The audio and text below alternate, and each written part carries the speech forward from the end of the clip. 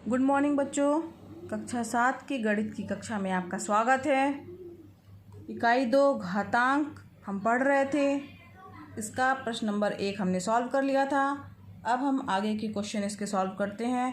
Question number 2 की ओर बढ़ते हैं। अभ्यास 2B का दूसरे का पहला क्वेश्चन दिया हुआ है। सरल कीजिए 15 की घाते 8 गुणे 15 की घाते 12 भागे 15 की घाते 20। जैसा कि मैंने कल की क्लास में आप लोगों को कहा था कि आप लोगों को सारे नियम याद कर लेने हैं। क्या आप लोगों को सारे नियम याद हो गए बच्चों? याद किए ना आपने? ठीक है बच्चों, तब आपको क्वेश्चन अच्छे से समझ में आएंगे। चलिए आइए करते हैं हम सवाल। यहाँ पे दिया हुआ है 15 की घाते 8 गुणे के रूप में और 15 की घाते 12 भागे 15 की घाते 20। कल मैंने बताया था आप सभी को, सबसे पहले हम कौन सी चीज़ सॉल्व करेंगे, कौन सा चिन्ह सॉल्व करेंगे। सबसे पहले भाग, उसके बाद गुणा, उसके बाद धन, उसके बाद ऋण। ठीक है, ये जो है इस तरीके से हम जो है किसी भी क्वेश्चन को सॉल्व करते हैं। अगर उसमें कई सारे निशान दिए हुए हैं, जोड़ घटाना गुणा भाग, तो अब ध्यान दें, सबसे पहले हमें क्या करना है, 15 की घाते 8 गुणे इन दोनों को लेके चलना है। यहाँ पे आधार समान है, घाते अलग अलग हैं। हमने फार्मूला पढ़ा था क्या, a⁴m भागे a⁴n बराबर क्या होता है। अगर भाग दिया जा रहा है तो घाते आपस में क्या होती हैं, घट जाती हैं। अगर गुणा है तो घाते क्या होंगे, आपस में जुड़ जाएंगी। ठीक है बच्चों, समझ में आ रहा है ना? क्या होगा यहाँ पे, 15 की घाते 12 माइनस 20। क्यों? क्योंकि a⁴m भागे a⁴n बराबर होता है a⁴m माइनस n। अब यहाँ पे हम क्या करेंगे, 15 की घाते 8 गुणे 15 की घाते 12 में से 20, तो 20 में से 12 को घटा देंगे और चिन्ह क्या करेंगे, माइनस लगा देंगे। तो क्या आएगा हमारा, -8। 20 में 12 गया 8 और चिन्ह क्या लगेगा, -8। ठीक है, यहाँ तक समझ में आया। अब इसके बाद क्या होगा, अब इसके बाद जो है हम देखते हैं आधार समान है, घाते जो हैं अलग अलग हैं। तब क्या होगा, हमारे पास गुणे का निशान है। इसके लिए हमने फार्मूला कल पढ़ा था, a⁴m इंटू a⁴n बराबर क्या होता है, a⁴m+n। ठीक, ये हमने पढ़ा था कल, याद करने के लिए भी कहा था। आप रिवाइज भी करते चलिए और याद भी होना चाहिए आपको, ताकि आपका दोहराव हो रहा है प्रश्न हल करते समय। बगल में इन फार्मूलों का लिखना अति आवश्यक है, ताकि पता चले कि हमने प्रश्न किस नियम के अनुसार जो है वो किया है हल। तो क्या आ जाएगा, 15 की घाते 8 + -8। ठीक है, अब क्या होगा, 15 की घाते 8 -8 बराबर क्या जाएगा, 15 की घाते 8 में से 8 गया, कितना आएगा बच्चों, 0। तो अब यहाँ पे ध्यान दीजिए, 15 की घात कितनी आ रही है, 0। हमने एक और नियम कल पढ़ा था, a⁴0 बराबर है तो क्या प्राप्त होता है, 1। हमेशा a⁴0 बराबर क्या होता है, 1। ठीक, यहाँ पे a की जगह पे कोई भी संख्या हो सकती है हमारी। तो 15 की घाते 0 बराबर क्या आ जाएगा, 1। ठीक, इतना समझ में आया बच्चों? ये इसका आंसर हो गया। अब हम इसी के दूसरे पार्ट की ओर बढ़ते हैं। दूसरा पार्ट दिया हुआ है हमारे पास में। दूसरा पार्ट जो है वो सरल सा ही है, ये बिल्कुल इसी तरीके से ही है। जैसे 15 की जगह 25 दिया हुआ है, ये आप कर लीजिएगा। ठीक है, करिएगा, कोशिश करके बन जाएगा आप लोगों से। अब हम इसका तीसरा पार्ट बता दे रहे हैं। तीसरा क्वेश्चन हमारा है,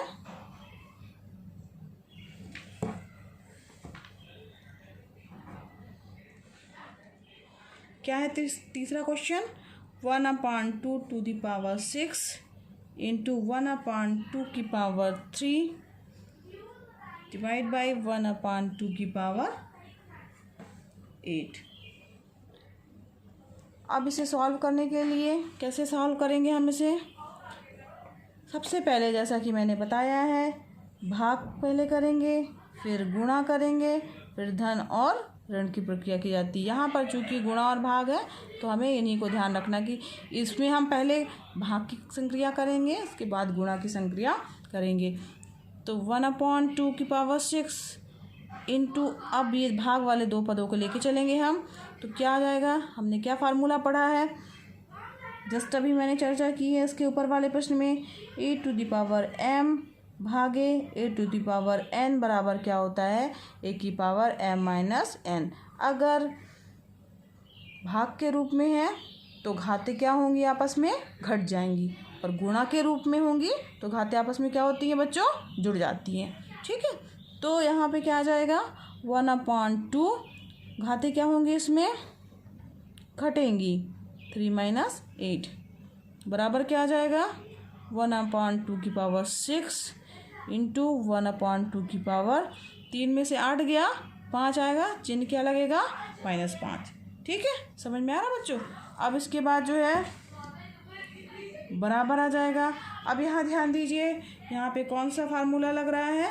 यहाँ पर जो है वो फार्मूला कौन सा लग रहा है? यहाँ पे फार्मूला लग रहा है गुणे वाला। सबसे पहले हमें यहाँ बगल में फार्मूला लिखना अति आवश्यक है कि ये हम जो संक्रिया करने जा रहे हैं वो किस नियम के तहत करने जा रहे हैं। a की पावर a⁻m गुणे a⁻n बराबर क्या होता है? a⁻m+n। गुणे के रूप में अगर एक ही आधार है, घातें अलग अलग हैं, तो जो आधार हैं वो आपस में क्या होते हैं? जुड़ जाते हैं। ठीक, इसी नियम से क्या होगा हमारा? 1/2 की पावर 6 ± 5, घातें क्या होंगी? आपस में जुड़ गई, बराबर क्या आ जाएगा हमारा? 1/2 की पावर 6 - 5, 6 में से 5 गया, 1/2 की घातें 5 गया, मतलब कितना आया? 1। घातें 1 का क्या मतलब हुआ? बराबर 1/2। ये हमारा क्या हो गया? आंसर हो गया। ठीक है, समझ में आया बच्चों? इसी तरीके से इसका चौथा क्वेश्चन सेम ऐसे ही है, इसमें 3/4 दिया हुआ है और यही संक्रियाएं करनी है। ठीक, तो ये आप चौथा होमवर्क के रूप में समझिए, और चौथा आपको होमवर्क करना है। इसके बाद क्वेश्चन नंबर 3 में देखते हैं हम 3 कैसे करेंगे।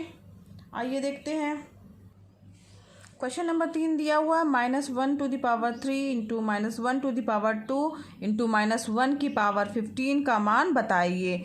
ठीक है, तो इस सवाल को हम हल करेंगे इसी तरीके से, -1 की पावर 3, -1 की पावर 2 और -1 की पावर 15 ये आपस में मल्टीप्लाई के रूप में दिए हुए हैं। ठीक है, तो यहाँ पे हमें फार्मूला पता है, गुणे के लिए एक ही जैसे आधार हैं, घातें अलग अलग हैं, तो a⁻m इंटू a⁻n बराबर क्या होता है? a⁻m+n। घातें आपस में क्या होती हैं? जुड़ जाती हैं। एक जैसे आधार हों तो घातें आपस में क्या होती हैं? जुड़ जाती हैं। ठीक, तो इसी नियम से हम जब इसे सॉल्व करेंगे तो क्या आएगा? -1 की पावर 3 + 2 गुणे -1 की पावर 15। ठीक है, ये पहली बार हमने इन दोनों के ऊपर ये संक्रिया लगाई है। क्या आ गया हमारा? -1 की पावर 3 + 2 कितना आएगा? 5 गुणे -1 की पावर 15। ठीक, अब हम इन दोनों में भी इसी फार्मूले के आधार पर संक्रिया लगाएंगे, तो क्या आएगा? -1 की पावर 5 + 15। ठीक है, अब इसके बाद यहाँ ध्यान दीजिए, -1 की पावर कितना आ गया? 15 और 5 कितना हो गया? 20। अब चूंकि यहाँ पर ध्यान दीजिए, नियम में हमने पढ़ा था, अगर यहाँ वाली संख्या n का मान -1 की पावर अगर n दिया हुआ है और जहाँ n बराबर क्या है? सम है, तो -1⁻n बराबर क्या होता है? 1। ठीक है, अगर सम होगा तो 1 होगा, अगर n की जगह विषम कोई संख्या होती तो हमारा क्या होता? -1 होता। क्योंकि n क्या है? सम है, इसलिए -1 की पावर n बराबर क्या आएगा? 1 आएगा। ठीक, बराबर 1। ये इसका क्या हो गया? आंसर हो गया। इसका मान 1 होगा। अलग से भी आप उत्तर लिख सकते हैं और ये यहाँ पे भी आंसर लिख सकते हैं आप। इसको समझ में आया बच्चों? अब हम आगे क्वेश्चन नंबर 4 की ओर बढ़ते हैं। हाँ बच्चों, क्वेश्चन नंबर जो 4 है, -1 की पावर 49 भागे -1 की पावर 25 का मान बताना है। ठीक है, तो ये क्वेश्चन बहुत सरल सा है। इसमें भाग की प्रक्रिया दी हुई है, आधार समान है, घाते अलग अलग हैं, तो क्या होगा, एक ही आधार है और घाते अलग अलग हैं, तब संख्याएं आपस में घातों वाली क्या होंगी, आपस में घट जाएंगी। इसी नियम पर आपको क्वेश्चन नंबर 4 करना है। अब क्वेश्चन नंबर 5 जो है वो आपका होमवर्क है। 4 और 5 दोनों आपको होमवर्क के रूप में दिए जा रहे हैं, जो कि आपको करने हैं। अब हम क्वेश्चन नंबर 6 की ओर बढ़ते हैं। क्वेश्चन नंबर 6 जो है, देखते हैं क्या है। क्वेश्चन नंबर 6 जो है वो दिया हुआ है, अपनी अभ्यास पुस्तिका में रिक्त स्थानों की पूर्ति कीजिए। ठीक है, पहला दिया है 4 गुणे 4 गुणे 4 गुणे 20 बार। कितनी बार दिया है? 20 बार। और यहाँ पावर 20 दी हुई है, तो किसकी पावर 20 आएगी? आप बताइए बच्चों, क्या आएगा? हाँ, वेरी गुड, 4 की पावर 20। ठीक है, इसी तरीके से यहाँ पे ध्यान दो, 8 की पावर 6 गुणे 7 की पावर 7 की घात 6। यहाँ पे आधार अलग अलग हैं, घातें एक जैसी हैं, यहाँ पे बाहर घात है, तो यहाँ पे कोष्टक में क्या आएगा? ये रिक्त स्थान दिया हुआ है। जी हाँ, जब ऊपर के आधार एक जैसे हैं, संख्याएं अलग अलग हैं, तो हमने फार्मूला कौन सा पढ़ा है? a की पावर m गुणे b की पावर m बराबर क्या होता है? a गुणे b की होल पावर m। ठीक है, इसी फार्मूले से जब हम करेंगे तो यहाँ पे क्या आ जाएगा हमारा? यहाँ पे आ जाएगा हमारा a और b की जगह क्या आ जाएगा? 8 गुणे 7। 8 गुणे 7 का मतलब क्या हुआ? 8 सत्ते 56, 56 की होल पावर 6। ठीक है, समझ में आ रहा है? 8 और यहाँ पे 8 गुणे 7 का होल पावर आएगा 6। ठीक, तो 56 की घाते 6। ये इस फार्मूले से हमें इसका आंसर प्राप्त होगा। अब दिया है, तीसरा दिया हुआ है हमारे पास 9 की घाते 12 और 5 की घाते 12 बराबर 9 की घाते 9 और बटे में कुछ हमें भरना है, फिल इन द ब्लैंक्स है कि होल पावर 12 की घाते 12। ठीक, अब यहाँ पे देखो नीचे क्या दिया हुआ है, 9 के बटे में कितना दिया हुआ है? 5, तो यहाँ पे क्या आ जाएगा? 5। क्यों? क्योंकि यहाँ पे हमें पता है a की पावर m बटे b की पावर m बराबर होता है a बटे b की होल पावर m। ये भी हमने पहले की कक्षाओं में, पहले की लेक्चर्स में सुना है, पढ़ा है, मैंने बताया आप लोगों को। ये सूत्र याद कर लीजिए, आगे भी काम आएंगे। अब नेक्स्ट क्वेश्चन की ओर बढ़ते हैं। चौथा जो है इसका पार्ट है, उसमें क्या दिया हुआ है? 3 टू द पावर 8, 3 की घाते 8, तो उसकी होल पावर कितनी दी हुई है? 3। तो यहाँ पे क्या आएगा? क्योंकि a to the power m की होल पावर n दिया रहता है, तो a to the power m into n आता है। ये हमारा फार्मूला है। इस फार्मूले में हम a की जगह क्या रख देंगे? 3 रखेंगे, और m और n की जगह 8 और 3 रखेंगे, तब क्या आएगा? 3 टू द पावर, इनका मल्टीप्लाई हो जाएगा, यानी 8 गुणे 3, 8 गुणे 3 करेंगे, कितना आएगा? 8 त्रिक 24। समझ में आ रहा बच्चों? यहाँ पे पावर में क्या जाएगा? चाहे तो इसको ऐसे भी लिख सकते हैं, 8 गुणे 3 बराबर 3 की पावर, इसको हम 8 गुणे 3 के रूप में लिखेंगे, 3 गुणे 8 गुणे 3 और 3 गुणे 3, 8 त्रिक 24। ठीक है, ये समझ में आया बच्चों? तो यहाँ पे इसकी पावर, होल पावर कितना आ जाएगा? 24। यहाँ फिल इन द ब्लैंक्स में हम क्या लिखेंगे? 3 टू द पावर 24।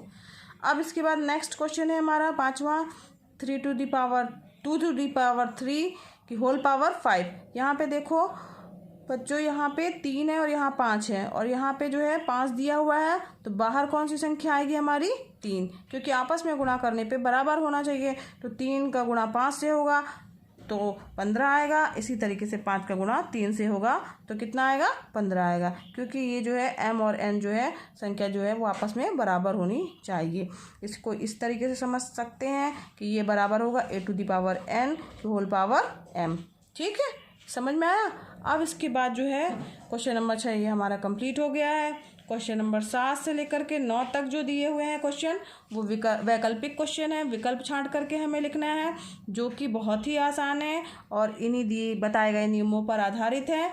इसलिए क्वेश्चन नंबर 7, 8 और 9 जो कि इसमें ऑप्शन दिए हुए हैं, कौन सा ऑप्शन सही होगा ये आपको करने हैं, फेयर कॉपी में कर लीजिएगा आप, ठीक है।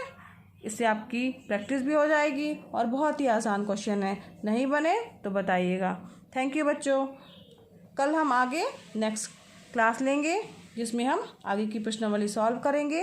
ये प्रश्नावली यहीं पर समाप्त हो गई। Thank you.